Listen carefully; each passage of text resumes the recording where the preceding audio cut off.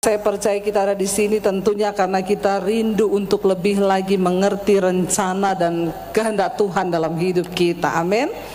Mari langsung saja kita buka bersama Keluaran pasal yang ke-13, ayat yang ke-17 dan ayat yang ke-18. Keluaran 13, ayat 17 dan ayat 18. Firman Tuhan berkata demikian, Bapak Ibu, ya kalau ada di Alkitab saudara atau di handphone saudara boleh dibuka. Keluaran 13 ayat 17, firman Tuhan berkata begini, ayat 17, 1, 2, 3. Setelah Fir'aun membiarkan bangsa itu pergi, Allah tidak menuntun mereka melalui jalan ke negeri orang Filistin, walaupun jalan ini yang paling dekat. Sebab firman Allah, jangan-jangan bangsa itu menyesal apabila mereka menghadapi peperangan sehingga mereka kembali ke Mesir. 18. Tetapi Allah menuntun bangsa itu berputar melalui jalan di padang gurun menuju ke laut Teberau dengan siap sedia berperang. Berjalanlah orang Israel dari tanah Mesir. Amin. Bapak Ibu, kalau kita belajar tentang perjalanan bangsa Israel, itu menggambarkan hidup kita hari ini. Dan Alkitab berkata bahwa semua yang tertulis tentang perjalanan bangsa Israel itu merupakan peringatan bagi kita umat Tuhan yang hidup pada zaman akhir ini.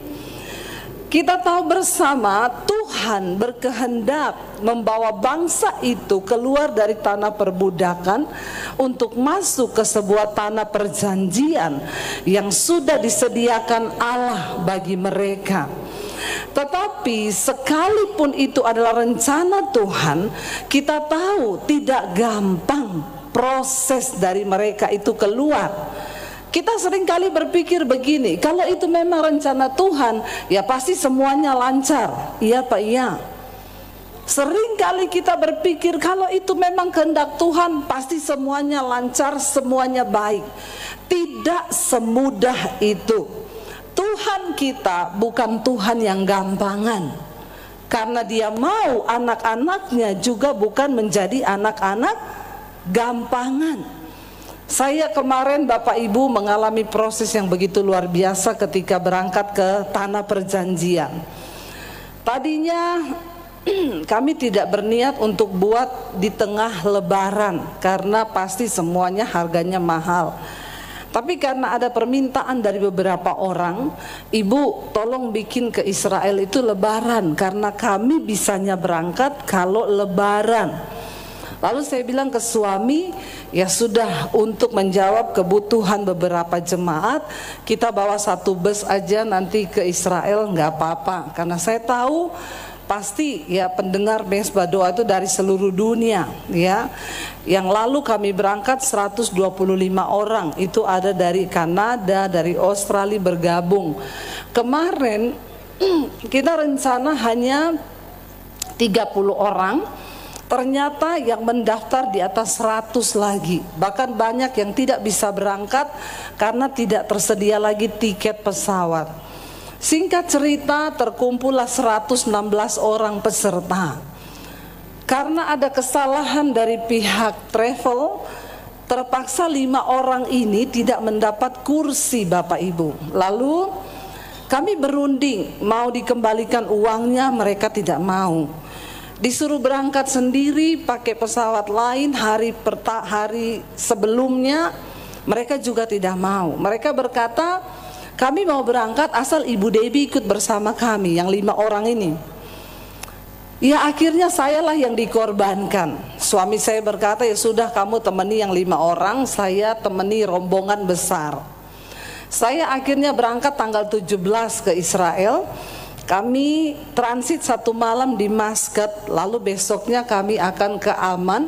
Dengan rencana manusia di Jordania, di Amman kami ketemu dengan rombongan besar ini. Itu rencana manusia. Tetapi ternyata rencana Tuhan itu beda. Tanggal 18 ketika saya sudah mendarat di Maskat, harusnya rombongan Jakarta ini berangkat. Sampai di Bandara Soekarno-Hatta, semuanya berjalan lancar. Ketika proses imigrasi, semua barang naik, peserta pun lancar, sudah naik di pesawat, semua sudah duduk manis. Bahkan pesawat pun sudah bergerak menuju ke landasan. Pesawat itu sudah mundur dan sudah akan menuju ke landasan pacu untuk bersiap take off. Tiba-tiba satu orang peserta saya itu mengalami sakit yang mendadak di dalam pesawat. Dia muntah-muntah, dia sakit perut, lalu dia berkeringat dingin sehingga dia lemes kayak orang mau pingsan. Ketika keadaan seperti itu, akhirnya salah satu peserta mengabari ke pramugari. Pramugari pun melihat keadaannya dan berkata, ibu kuat terbang atau tidak? Dia sudah nggak bisa bernapas, sesak, dia muntah-muntah. Akhirnya pramugari memutuskan untuk menyampaikan berita itu ke pilot. Pesawat akhirnya dihentikan dan pesawat pun mundur untuk niatnya mau turunin ibu ini. Lalu ketika ibu itu ditanya, ibu, pesawat mundur kembali, ibu turun. Lalu suaminya berkata, kami ini niat berangkat, Pak, jangan diturunkan. Kalau begitu ibu harus putuskan karena kami akan berangkat sekarang. Pesawat pun nggak bisa lama-lama nunggu orang. Lalu setelah ditunggu berapa lama, pilotnya balik lagi. Bapak putuskan sekarang, apakah kita akan berangkat ibu ini atau turun? Suaminya berkata, saya minta waktu 10 menit lagi. Sudah ditunggu beberapa saat. Akhirnya dia minta waktu 10 menit dan pilot pun berkata, saya tidak bisa menunggu lama. 10 menit lagi kalau ibu ini tidak sembuh, apapun yang terjadi kita turunkan, kita buka pintu pesawat. Akhirnya 10 menit lebih ditunggu, pilotnya kembali bertanya kepada suaminya, Bapak putuskan sekarang, apa yang harus kami lakukan? Bapak harus turun. Lalu suaminya bilang, oke, saya turun, dan istri saya turun. Tiba-tiba ibu itu berkata, saya sembuh, karena dia merasa penyakitnya kayak diangkat. Tiba-tiba hilang, saudara. Ketika ditanya, oke, benar ibu sembuh? Iya, saya sembuh. Ya sudah, kalau gitu pesawat berangkat. Setelah ibu itu merasa sembuh, pesawat pun berniat untuk kembali ke landasan. Waktu pesawat itu mundur, tiba-tiba mesinnya mati, lampu mati, semuanya mati. Singkat cerita, pesawatnya mogok. Lalu dicoba starter, tidak bisa hidup. Lalu akhirnya dinyatakan bahwa terjadi kerusakan, yaitu error komputerisasinya pesawat. Dan akhirnya diputuskan bukan ibu itu saja yang turun, semua penumpang harus turun. Tepuk tangan dong buat Tuhan Yesus. Bapak Ibu, Tuhan itu dahsyat. Bapak Ibu bayangkan waktu 20 menit itu untuk lepas landas sudah lumayan tinggi. Coba kalau pesawat itu sudah terbang, lalu di atas dia baru ketahuan terjadi error sistem. Ya sudah, ya semuanya innalillahi. Tapi Tuhan baik. Setelah dinyatakan error sistem, semua penumpang disuruh turun. Itu peristiwanya siang jam 1. Mereka akhirnya tunggu kan, sampai sore tidak ada kabar, pesawatnya juga belum diperbaiki. Lalu dapat kabar bahwa mereka harus mendatangkan teknisi dari Muscat, dan harus teknisi dari Muscat yang bisa memperbaiki. Dia yang mengerti tentang sistem dari komputerisasi di pesawat tersebut. Singkat cerita, peserta semua disewain hotel di samping bandara. Mereka disuruh tidur 1 malam di bandara. Besok paginya mereka menunggu kabar. Ya Bapak Ibu, mereka menunggu di bandara hampir itu 33 jam. Hampir 1 hari, hampir mau masuk 2 hari, 24 jam ya. Lalu lewat lagi. Dan saat itu saya berada di Muscat, Bapak Ibu, ya. Waktu itu saya terbang ke Amman. Hati saya sudah tidak damai sejahtera, karena Hari itu pagi pun belum dapat kepastian pesawat ini akan terbang atau tidak. Sehingga suami saya itu seperti Musa yang harus menenteramkan 100 lebih peserta. Ketika dikatakan oke, teknisi sudah tiba dari Muscat, pesawat ini akan segera diperbaiki. Mulai lega hati. Tiba-tiba saudara, seperti kisah 12 pengintai, ada beberapa orang yang mulai mengompori. Kamu yakin kalau pesawat ini jadi, kalau kita berangkat dengan pesawat yang sama, kamu mau jadi kelinci percobaan? Kamu mau terbang dengan pesawat itu? Kalau saya ndak mau, itu sama dengan kita mati konyol. Saya mau tanya Bapak Ibu semua yang hadir di sini, kalau ketika diputuskan Bapak Ibu harus berangkat dengan pesawat yang sama, kira-kira berangkat ndak? Halo, ada orang di sini? Bapak Ibu mau berangkat nggak? Jujur, dengan pesawat yang baru diperbaiki dan nggak tahu itu baik atau tidak. Mereka berkata, siapa yang bisa jamin pesawat ini benar-benar baik? Karena dia lama sekali diperbaiki. Bahkan harus tunggu teknisi dari luar negeri yang datang. Yang rusak itu bukan spare part businya atau apa, tapi sistem komputer. Lalu akhirnya Bapak Ibu, beberapa itu sudah mulai ya seperti bangsa Israel yang mulai bersungut-sungut. Lalu semua tanya ke suami saya, Pak, kita berangkat dengan pesawat yang sama? Lalu suami saya bilang, saya juga tidak tahu. Kenapa nggak minta ganti pesawat aja? Ini semua kan tidak seperti yang kita harapkan dan semudah yang kita bayangkan. Kalau bus yang rusak kita bisa ganti bus, tapi ini pesawat dan keadaannya lebaran hari itu. Jadi tidak ada penerbangan lain.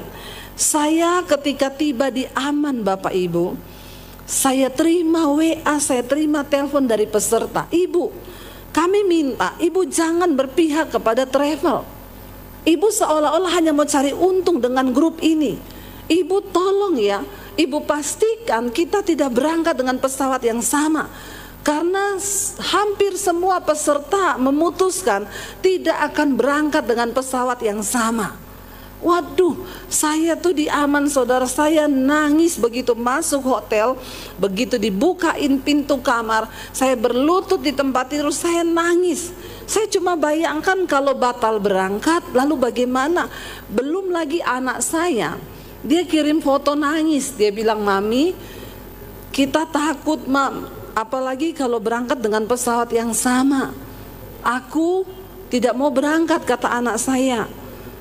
Lalu saya ditekan dari berbagai sisi Bapak Ibu. Ada yang tanya, Bu, kalau berangkat dengan pesawat yang sama, Ibu jamin gak kalau pesawat itu sudah benar diperbaiki? Saya bilang, saya bukan pilot dan saya juga bukan mekanik. Jadi saya tidak tahu pesawat itu benar sudah baik atau tidak. Pertanyaan kedua, Ibu jamin gak keselamatan seluruh peserta? Saya bilang yang menjamin keselamatan Tuhan Yesus, bukan saya. Lalu mereka bilang, lah gimana Bu kalau ada apa-apa? Saya cuma menjawab gini, Bu, di situ ada anak saya 3 dan ada suami saya. Saya pun tidak mau mereka mati Bu. Tapi bukankah kita tahu mati hidup itu di tangan Tuhan? Bapak Ibu, disinilah iman mereka tuh diuji. Apakah mereka akan tetap berangkat atau tidak? Di dalam kekacauan itu, saya didesak untuk membuat sebuah pernyataan di grup bahwa saya tidak boleh berpihak kepada travel dan hanya mencari untung. Lalu saya bikin pengumuman di grup. Saya bilang, Shalom Bapak Ibu, semua yang peserta yang masih ada di Indonesia, saya tetap berpihak kepada peserta. Yang terbaik bagi peserta, kita semua sudah memutuskan kalau kita berangkat dengan pesawat yang sama, maka saya putuskan kita tidak usah berangkat. Suami saya kaget ketika membaca di grup saya membuat pernyataan seperti itu. Dia telepon saya dan dia bilang, Say, aku ini sedang berusaha meyakinkan mereka. Kenapa kamu bikin pernyataan seperti itu? Saya bilang, Saya tidak berdaya dengan desakan, benar-benar seperti Musa yang didesak untuk membuat keputusan, Bapak Ibu. Lalu ketika itu saya cuma menangis, suami saya bilang, jangan kamu bikin pernyataan seperti itu. Lalu akhirnya satu persatu diumumkan pesawat akan berangkat malam itu jam 8 malam. Lalu suami saya berkata, ini kita berangkat say, pakai pesawat yang sama? Iya, pesawatnya sudah diperbaiki. Lalu meyakinkan para peserta, Bapak Ibu, istri yang bapak yang sakit itu, yang tadinya muntah-muntah dan pesawat nggak jadi berangkat, mereka ikut datang ke bandara karena dari hotel diangkat pakai bus. Tapi suaminya salaman sama suami saya, dia bilang, Pak Daniel, saya kesini hanya mau ambil bagasi. Dan saya memutuskan saya satu keluarga pulang. Kami tidak jadi berangkat karena pesawatnya sama. Suami saya kaget dan berkata, Pak, bukankah Tuhan sudah membuat mujizat lewat ibu?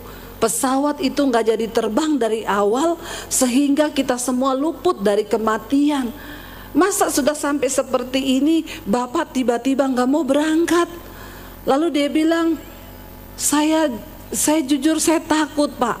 Lalu suami saya tergerak berkata, sini Pak, saya doakan Bapak ya. Lalu suami saya berdoa buat dia, dan Bapak itu bersaksi, Bu, setelah saya didoakan Pak Daniel, seperti ada yang dicabut dari dalam diri saya, yaitu roh ketakutan. Dan tiba-tiba saya menjadi berani. Dan saya salaman sama Pak Daniel, saya bilang, Pak, kami sekeluarga berangkat Pak. Apapun yang terjadi kami berangkat. Ternyata suami saya doanya bermujarab, Bapak Ibu. Jadi kalau ada yang lagi ada ketakutan boleh minta doa sama dia. Terutama yang lagi dikejar-kejar utang, besok jatuh tempo, minta didoakan supaya tidak ada ketakutan menghadapi debt collector.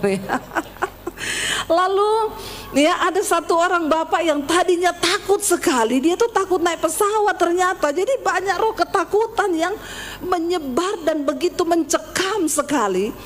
Saya melihat di situ satu roh ketakutan itu yang seperti menghinggapi bangsa Israel. 12 pengintai, 10 orang berkata, kita masuk ke sana, memang itu negeri penuh susu dan madu berlimpah, tapi orang-orangnya juga raksasa, anggur-anggurnya raksasa. Satu tandan anggur itu dipikul 2 orang, tetapi orang-orangnya juga raksasa. Jadi kalau kita masuk ke sana, kita mati konyol. Jadi sama Bapak Ibu, beberapa orang berkata, kita naik pesawat ini, kita mati konyol.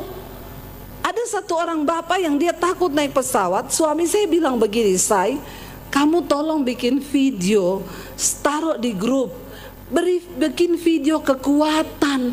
Kamu juga jangan terpengaruh. Saya melihat ini roh ketakutan. Bayangkan mereka di Jakarta, saya di Aman sana di Jordania, tapi saya pun dihinggapi roh ketakutan. Saya merasa seperti sudah kehilangan suami dan 3 orang anak, Bapak Ibu. Sampai saya itu ada pertanyaan di hati begini, kalau suamimu mati, anakmu 3 mati di pesawat itu, apakah kamu mau tetap melayani Tuhan? Saya jawab sambil bercucuran air mata, iya Tuhan. Saya mungkin akan ke sekolah Alkitab saya di Bandungan sana, saya menyepi di sana. Saya menaruh diri saya di sana, saya tetap mau melayani Tuhan. Dengan bercucuran air mata seperti suami saya ini udah mau mati, mau naik pesawat itu. Akhirnya saya bikin video singkat di grup. Saya berkata, Bapak Ibu, saya sudah ada di Aman. Sambil menangis saya bilang, saya tunggu Bapak Ibu datang di sini. Jangan takut, sebab kalau belum waktunya mati, kita tidak akan mati. Tapi kalau sudah waktunya mati, kepleset di toilet kamar mandi bandara pun engkau mati. Lalu tiba-tiba sebagian tuh menjadi kuat imannya. Dan mereka berkata, Pak, saya udah nonton videonya Bu Debbie di grup Pak, saya jadi kuat Pak. Saya mau berangkat Pak, ayo Pak kita semangat, kita berangkat. Ada satu orang bapak yang takut, dia datangi suami saya, dia bilang, Pak Daniel, iman saya hanya 10%. Jadi saya titip selebihnya di iman Bapak ya Pak. Suami saya bilang tidak ada titipan iman Pak. Ya kalau titip duit boleh, titip iman tidak ada. Bagaimana caranya titip iman? Ada sebagian lagi yang berkata, saya tadi malam dapat ayat, bagiku hidup adalah Kristus, mati adalah untung. Jadi Bu Debbie, saya sudah siap mati Bu. Ya, ada lagi sebagian maju mundur, kita berangkat tidak.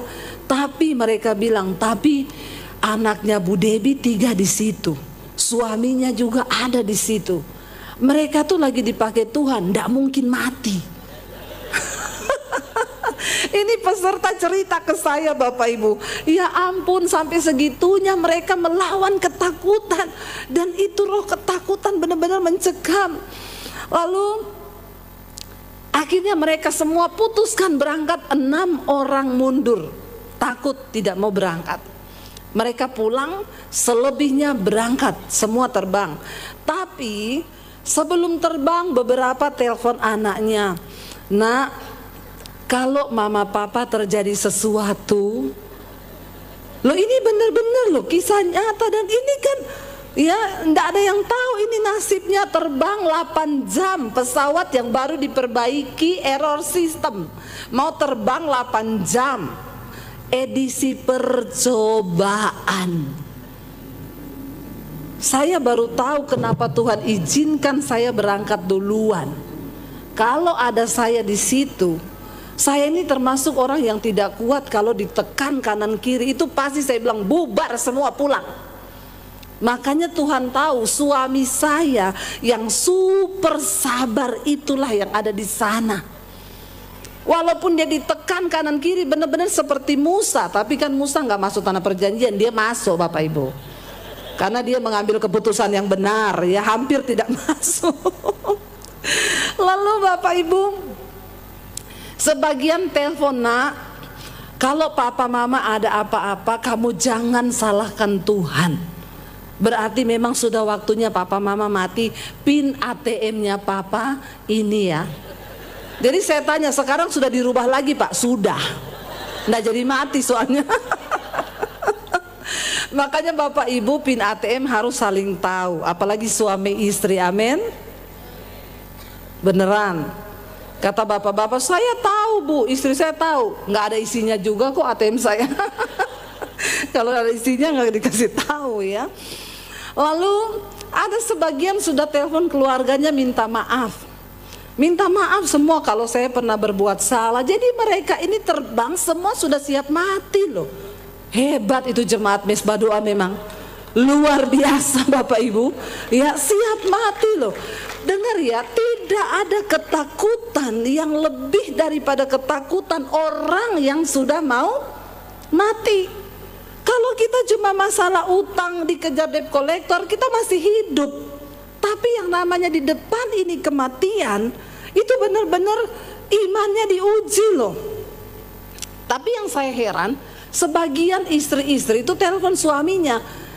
Tidak ada suami satupun yang melarang istrinya terbang. Semua ngomong terbang saja mah. Ini bapak-bapak ketawa kenapa ya? Ya mungkin karena ya kalau ada apa-apa aku kawin lagi. Tapi enggak lah ya. Suaminya semua beriman. Enggak apa-apa mah, terbang mah, mati hidup itu di tangan Tuhan. Bapak Ibu, ada satu suami istri yang lucu cerita sama saya, duduk, istrinya bilang gini, Pak, suaminya cerita, astaga Ibu, waktu kami naik pesawat semuanya diam, tidak ada yang bicara, dan pesawat diuji coba di starter, jalan, lalu dimundurkan, lalu mati. Dia bilang sama saya lihat jendela Bu, siapa tahu ada yang terbuka, saya mau lompat Bu. Itu bapak, saya ini paling takut naik pesawat. Kok yo pertama naik pesawat langsung dapat pesawat rusak loh. Dia bilang saya ketakutan setengah mati.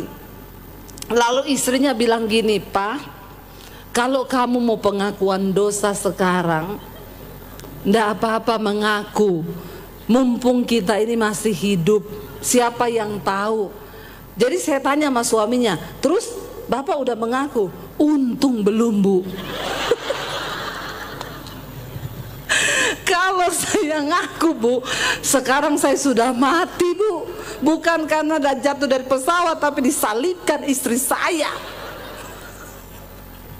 Aduh Bapak Ibu, tapi saya melihat ya luar biasa ketika saya tuh di Aman waktu di Jordan. Saya nangis ketika suami saya bilang, "Say, kita sudah di pesawat." Saya deg-degan Bapak Ibu, saya ketakutan luar biasa di Jordan. Saya tunggu mereka. Saya tanya lagi, "Saya sudah terbang?" Suami saya bilang, "Belum, pesawat masih uji coba, muter-muter di bandara." Muter-muter lama banget katanya, dicobain ya lama. Akhirnya dia bilang, "Say, kita sudah siap terbang." Anak saya semua nangis Bapak Ibu. Tapi sebelum terbang mereka didoakan suami saya. Ya, anak saya bilang, "Mam, aku takut." Itu anak saya yang lucu. Mereka bertiga bergandengan tangan di pesawat. Anak saya bilang begini, "Aku itu paling jengkel kalau terbang sama Mami. Mami itu di pesawat suka nyanyi-nyanyi. Nyanyinya kenceng lagi. Apalagi kalau ada badai, saya tuh nyanyi. Anak saya tuh jengkel. Tapi Mam, kali itu aku melakukan seperti yang Mami lakukan. Sepanjang penerbangan aku nyanyi sambil bercucuran air mata." Lalu saya tanya sama anak saya, "Waktu itu kamu takut nggak?" "Banget." "Terus apa yang ada di dalam hatimu?" Dia cuma bilang gini, "Tuhan, kalau memang sudah waktunya aku mati sekarang, aku berserah kepada Tuhan. Tapi masa sih Tuhan jenazahku tidak ditemukan?" Itu anak saya Bapak Ibu. Tapi ketika mereka terbang, Bapak Ibu tahu, ketakutan seluruh peserta itu seperti brek di saya. Saya di Aman itu nangis bercucuran air mata. Waktu suami saya sudah bilang kita mau lepas landas, handphone saya WA, say centang 1, oh sudah tidak masuk, berarti sudah dimatiin.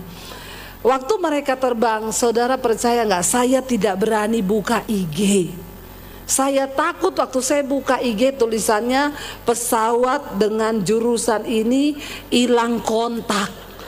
Itu roh ketakutan. Bapak Ibu ketawa ya, tapi saya waktu itu benar-benar saya dihinggapi ketakutan yang begitu luar biasa. Akhirnya saya juga tidak bisa tidur kan. Setiap jam saya cuma tinggal lihat jam. Sudah 1 jam mereka terbang, 2 jam mereka terbang, 8 jam setengah mereka terbang. Tiba-tiba jam 2 malam saya bangun, saya ke toilet, saya lihat muka saya di cermin. Sambil saya bilang, "Tuhan, ada apa? Kenapa begini Tuhan? Aku tuh dosa apa? Saya tuh salah apa?" Tiba-tiba saya membayangkan ketakutannya anak-anak saya, itu saya ambil Bapak Ibu. Tiba-tiba Tuhan tuh ngomong cuma satu kata dalam hati saya yang membuat saya bersuka cita dan bersorak-sorai. Tuhan tuh ngomong begini, "Jangan takut, aku sedang melatih iman mereka. Aku sedang melatih iman mereka, termasuk iman anak-anakmu." Dan saya langsung bersuka cita dan saya bilang, "Wow, Tuhan betapa dahsyat Engkau. Ini pengalaman yang tidak dapat dibeli dengan uang. Ini adalah sebuah pengalaman pribadi bersama dengan Tuhan." Dan saya bilang, "Terima kasih Tuhan karena Engkau membentuk iman anak-anakku." Mereka benar-benar berserah dan berdoa kepada Tuhan. Bapak Ibu, ketika kita lihat pembacaan kita malam hari ini, firman Tuhan berkata, ketika Fir'aun itu akhirnya melepaskan bangsa Israel karena tidak mudah. Walaupun Tuhan sudah berfirman, "Aku akan membawa engkau keluar," tapi tidak semudah mereka bayangkan. Mereka pikir ketika mereka berjalan sesuai dengan rencana Tuhan, maka segala kemudahan itu akan terjadi. Ternyata iman itu perlu Jangan engkau berkata engkau punya iman. Sebelum imanmu itu teruji, kita belum yakin iman yang seperti apa yang kita miliki. Alkitab berkata, ketika bangsa Israel itu dibebasin oleh Fir'aun, dibiarkan pergi, Allah tidak menuntun mereka melalui jalan menuju negeri orang Filistin, walaupun jalan ini yang paling dekat. Ingat, jalan Tuhan itu bukan yang paling dekat atau yang paling instan menurut kita. Seringkali kita berpikir ketika kita berjalan bersama dengan Tuhan, maka masalah kita itu akan cepat terjawab. Berapa lama sudah engkau bergumul buat suamimu? Berapa lama sudah engkau bergumul buat keluargamu? Berapa lama sudah engkau bergumul buat ekonomi, keuanganmu? Berapa lama engkau sudah bergumul? Cepat atau lambat persoalan kita dijawab Tuhan, tergantung dari sikap hati kita. Sebab di dalam setiap masalah Tuhan punya kehendak bagi hidup kita pribadi lepas pribadi. Bagi Tuhan terlalu gampang untuk membawa bangsa Israel berjalan. Bahkan Alkitab berkata Allah menuntun bangsa itu berputar menurut jalan di padang gurun ke laut Tiberau dengan siap sedia untuk apa? Berperang. Bukan berarti ketika mereka berjalan dengan Tuhan lalu Tuhan bilang santai aja, kamu tidak akan mengalami peperangan karena aku akan membunuh semua musuhmu. Nggak. Tuhan melatih bangsa itu untuk berperang. Dalam hidup kita mengiring Tuhan ada banyak hal yang harus kita perangi. Ada banyak hal yang harus kita uji. Iman kita itu harus teruji Bapak Ibu. Tidak semua itu mudah. Saya mau bersaksi, saya tuh ikut Tuhan dari tahun 95 saya bertobat. 96 saya tinggalkan keluarga saya. Di sini ada mami saya juga datang, ya.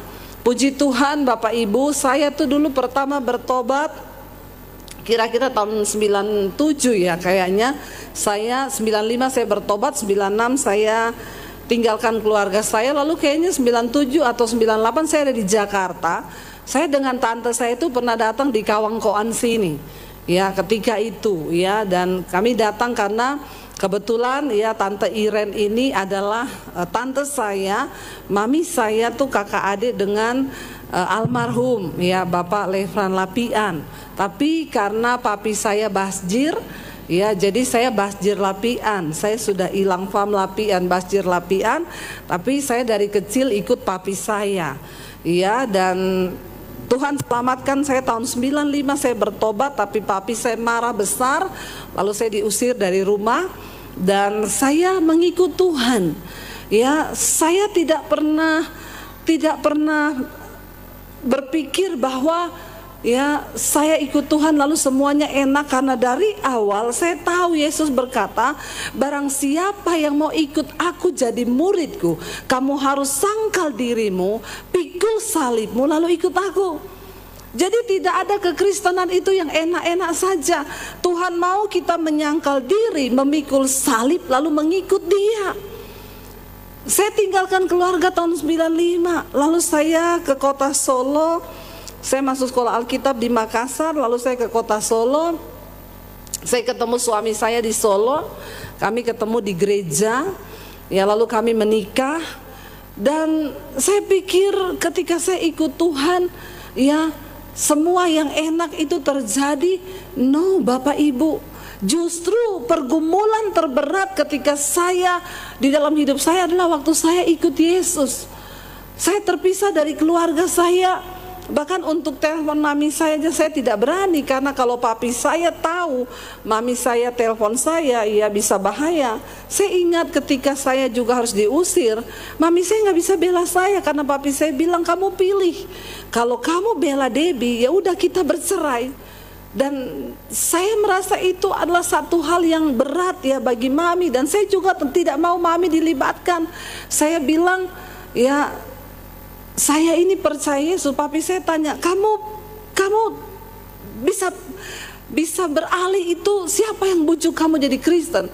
Saya bilang nggak ada satu orang pun yang bujuk saya, Pap. Saya berjumpa secara pribadi dengan Tuhan. Saya bilang sama papi saya bukan Debbie yang dulu, Pap. Saya Debbie yang baru, yang sudah diubahkan Tuhan. Tapi papi saya bilang, oh makanya ini penyebabnya. Akhir-akhir ini memang papi lihat kamu jadi aneh. Dan semua orang yang berjumpa dengan Tuhan Yesus pasti jadi apa Bapak Ibu? Jadi aneh. Semua orang yang berjumpa dengan Tuhan Yesus pasti jadi aneh. Pertanyaan saya, Bapak Ibu sudah aneh apa belum?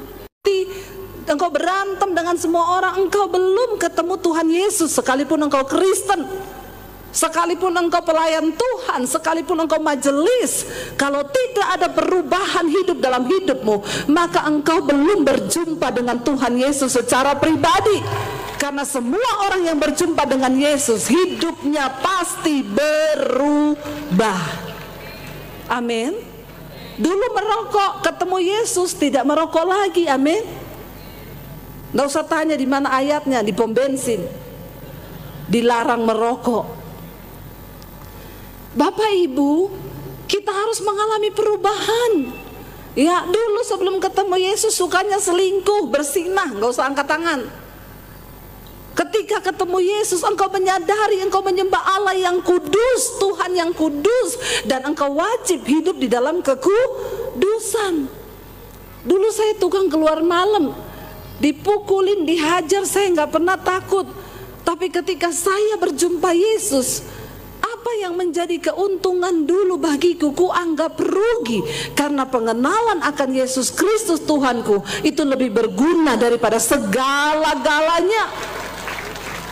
Yang saya lakukan tiap hari baca Alkitab, sampai semua orang bingung melihat perubahan hidup saya. Tapi semua orang yang ketemu Yesus memang harus mengalami keanehan. Tapi jangan aneh-aneh. Ya, jangan aneh-aneh Bapak Ibu. Ada orang Kristen aneh-aneh. Teman saya pendoa, Bu Debbie, ayo kita pergi doakan tuh patung kodok. Saya bilang, kenapa? Itu ada di tengah kota, dibangun patung kodok loh Bu.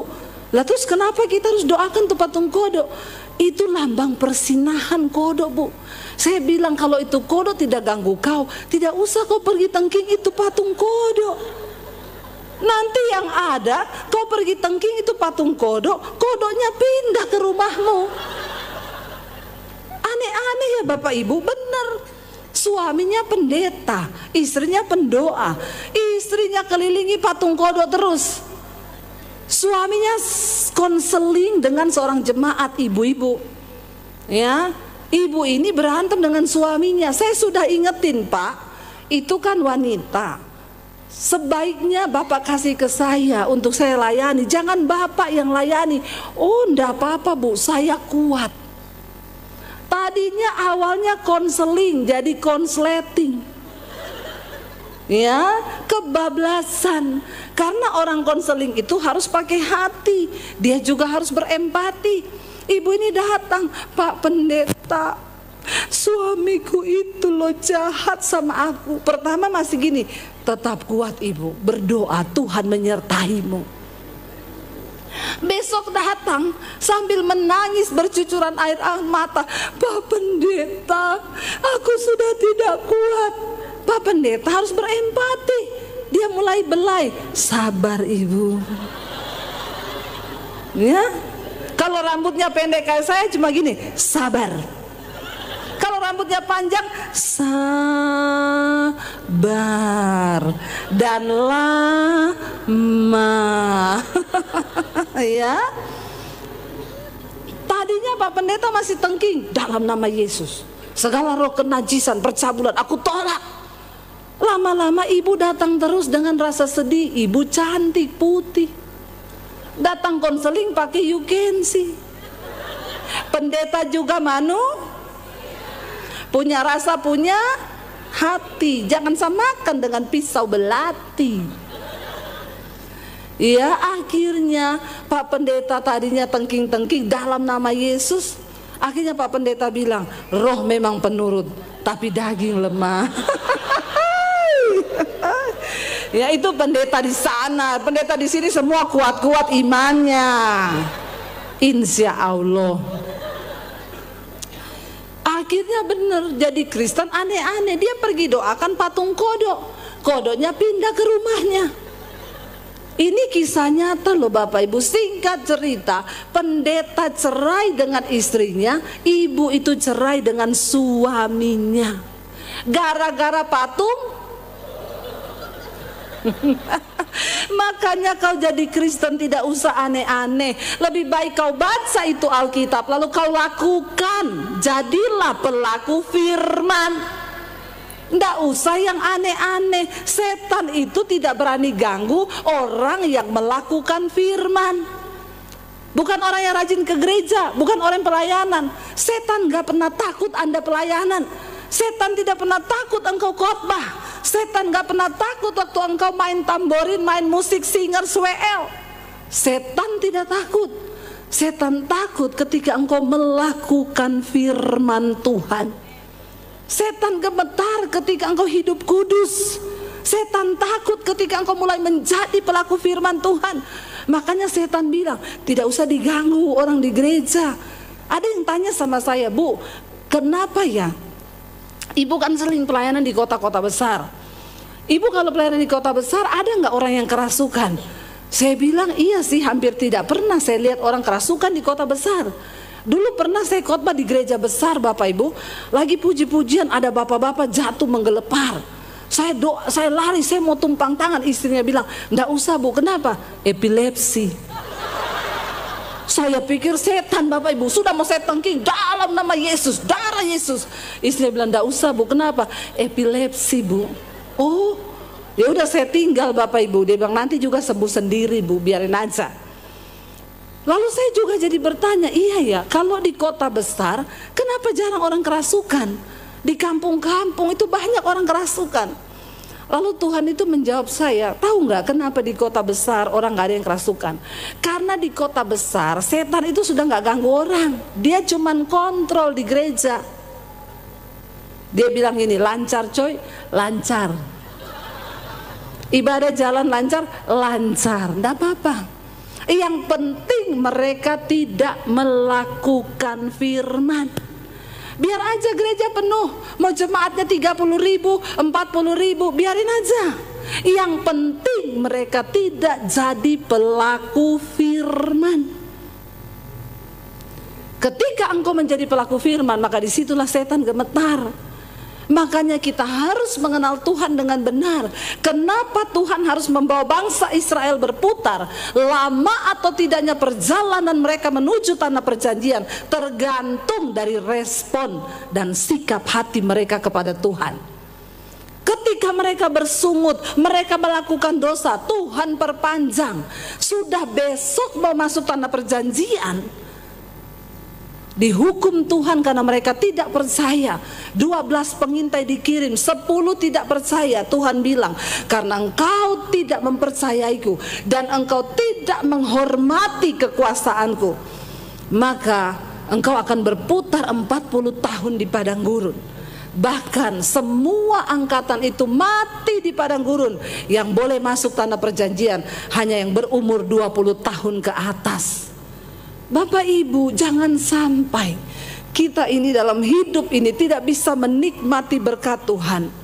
Saya berdoa buat kota Manado, terutama Kawangkoan, kita adalah kantong Kristen. Mari kita hidup menjadi dampak. Mari kita hidup membawa terang. Karena engkau dan saya, kita adalah suratan Kristus yang terbuka. Buang semua dosa, percabulan, kenajisan, kemabukan, tinggalkan semua itu.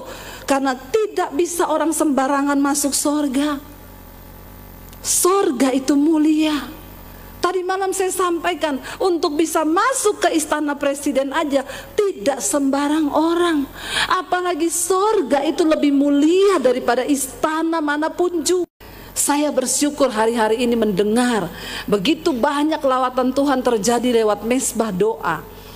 Ya, puji Tuhan Bapak Ibu, tadinya di masa pandemi, ketika pandemi datang, sebelum pandemi 2018 saya berdoa, Tuhan, bahwa aku di tempat di mana Tuhan berada. Saya tidak mau pelayanan yang hanya biasa-biasa saja.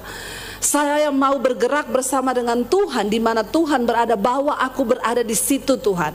Tiba-tiba saya dapat suara Tuhan. Tahun depan ya, Tuhan berkata 2019, aku akan membawa engkau.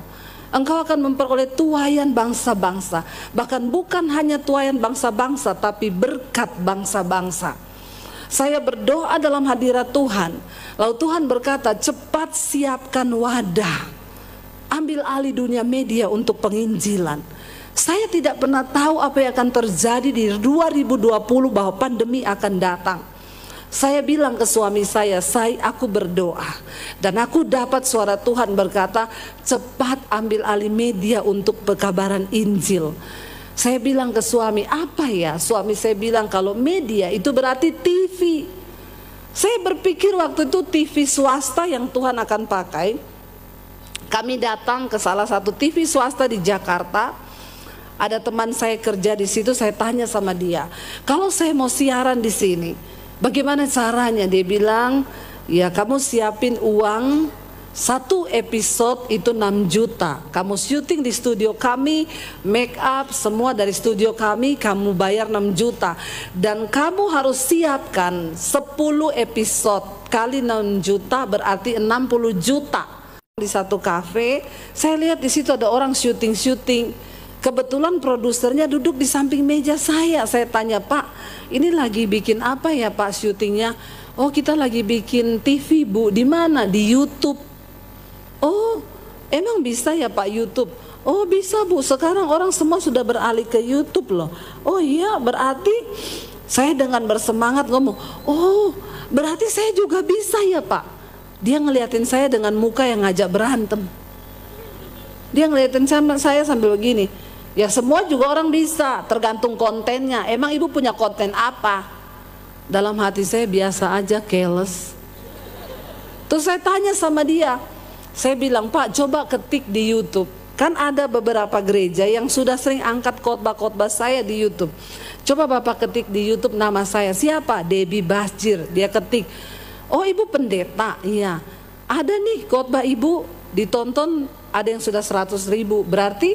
Berarti ibu sudah punya nama di YouTube. Berarti saya bisa bikin. Bisa banget Bu, baru mukanya tersenyum. Saya pulang, saya ngomong ke suami saya dapat apa? Media, apa? YouTube. Ayo kita bikin YouTube. Lalu suami saya cek, saya sudah punya akun YouTube kayaknya dari 2018 apa 16, tapi tidak pernah aktif. Lalu kami mulai bikin khotbah-khotbah pakai handphone, kita syuting. Tidak ada yang tahu, tiba-tiba pandemi datang 2020. Ketika pandemi datang Bapak Ibu, itu channel YouTube saya, gereja tutup, orang gak bisa beribadah, semua cari khotbah. Channel YouTube saya sehari nambah satu hari tambah 1.000 subscribe. Kok gak wow ya? Gak wow. Yang punya channel YouTube tahu betapa sulitnya cari subscribe. Cari satu aja susah. Satu hari nambah 1.000. Tiba-tiba kami dapat mesbah doa itu bukan konten yang kami cari-cari. Ya tiba-tiba ketika saya lagi pegang handphone, saya dapat pemberitahuan di YouTube, selamat Debbie Basjir TV, kamu bisa live streaming dari handphone. Saya pencet gambar kamera dari handphone saya. Tiba-tiba saya sudah live di YouTube. Suami saya bilang, itu kamu live loh, kenapa kamu pencet itu, matiin. Saya bilang, saya enggak tahu. Matiin. Lah karena dia ngomong-ngomong matiin terus, waktu itu pas ada gambar-gambar jenazah karena COVID ya. Jadi saya tuh lagi begini, Bapak Ibu, orang udah masuk di live chat. Bu, kita mau berdoa ya.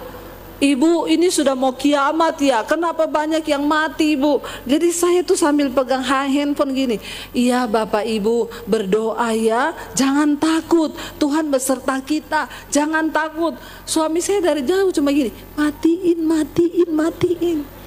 Daripada dia ngomong-ngomong gitu, saya bilang, say, main keyboard, main, nyanyi. Dari situ Bapak Ibu, 1 jam tanpa terasa saya live streaming. Orang itu yang masuk udah 5.000. Mereka bilang, Bu, besok lagi ya kita berdoa ya.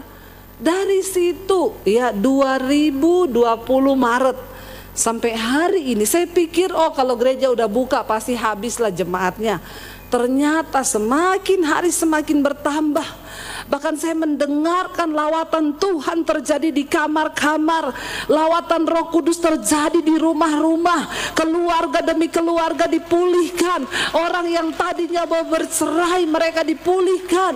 Orang-orang berkata, kami puluhan tahun jadi Kristen, tapi kami tidak mengerti bagaimana menjadi Kristen yang benar. Sampai kami temukan khotbah-khotbah Ibu dan hidup kami diubahkan. Saya melihat Bapak Ibu, bahkan akhirnya ada mesbah syukur. Hari ini mesbah doa itu kita membahas dari kitab Kejadian, sekarang sudah di Hakim-Hakim. Itu yang rutin jemaat tetap hampir 50.000 setiap malam. Pagi mesbah syukur kadang 75.000, 90.000 sampai 100.000 setiap hari. Saya mau tanya, kita membutuhkan gedung gereja sebesar apa untuk menampung 100.000 jemaat setiap pagi, 50.000 jemaat setiap malam? Saya melihat kegerakan itu terjadi bukan cuma di dalam negeri, sampai ke bangsa-bangsa. Kemarin waktu ikut ke Israel, ada yang dari Kanada, ada yang dari Australia, dan saya melihat Tuhan membukakan pintu-pintu pelayanan. Saya pulang dari sini nanti tanggal 11, besok saya balik ke Jakarta, nanti tanggal 13 saya berangkat ke Australia, saya pelayanan di sana 2 minggu. Apa yang tidak pernah kita lihat dengan mata, itu Tuhan sediakan. Bapak Ibu, saya cuma mau sampaikan hari-hari ini pergerakan Tuhan sedang terjadi. Dan Tuhan mau orang Kristen anak Tuhan yang ada di Kawangkoan, ini waktunya kita bersatu bergandengan tangan. Tidak ada lagi tembok-tembok pemisah gereja. Kita bersatu hati, kita semua anak Tuhan. Tidak pandang gereja apa. Dengar baik-baik, waktu Tuhan Yesus datang, dia tidak ngomong gini, yang GPDI baris sebelah kanan, yang GBI di tengah, yang GSPDI di sini, yang Gemim di sini, yang Katolik di sini. No. Waktu Tuhan Yesus datang, dia bilang apa? Marilah engkau yang melakukan firman-Ku. Tuhan itu kita berjuang bersama, kita menangkan kota, bahkan kita menangkan bangsa ini bagi kemuliaan Tuhan. Dengan perubahan hidup kita, supaya doa kita itu naik. Saya sedih melihat beberapa kantong Kristen sekarang Bapak Ibu sudah mulai banyak meninggalkan Tuhan. Kenapa hati saya terbakar? Ya, kenapa saya bangun sekolah misi di Bandungan, Semarang? Cuma satu yang saya tangkap visi dari Tuhan, persiapkan penuai. Sebab tuaian memang banyak, tapi penuainya sedikit. Saya berdoa supaya kita semua yang ada malam hari ini, kita menjadi penuai-penuai di akhir zaman. Karena itu engkau harus menang atas dosa. Tinggalkan semua beban dan dosa yang merintangi, dan mari kita berlari menuju panggilan surgawi itu. Saya undang para imam musik, Bapak Ibu, jangan takut apapun yang terjadi. Mari kita percaya bahwa Tuhan menyertai kita. Ibrani 11 ayat 6 berkata begini, tetapi tanpa iman tidak mungkin orang berkenan kepada Allah. Sebab barang siapa berpaling kepada Allah, ia harus percaya bahwa Allah ada. Penyertaannya itu sempurna bagi kita. Bangsa Israel, sekalipun mereka harus melewati padang gurun, sekalipun mereka berputar-putar, tetapi satu hal, Tuhan tidak pernah meninggalkan mereka. Tuhan menyertai mereka dan penyertaan Tuhan itu sempurna. Biar malam ini kita mau katakan, penyertaan-Mu itu sempurna bagi kami Tuhan. Kami tidak takut. Sekalipun sekarang kami belum mengerti jalan Tuhan, tapi kami mau berjalan bersama dengan Tuhan. Mari bangkit berdiri bersama Bapak Ibu.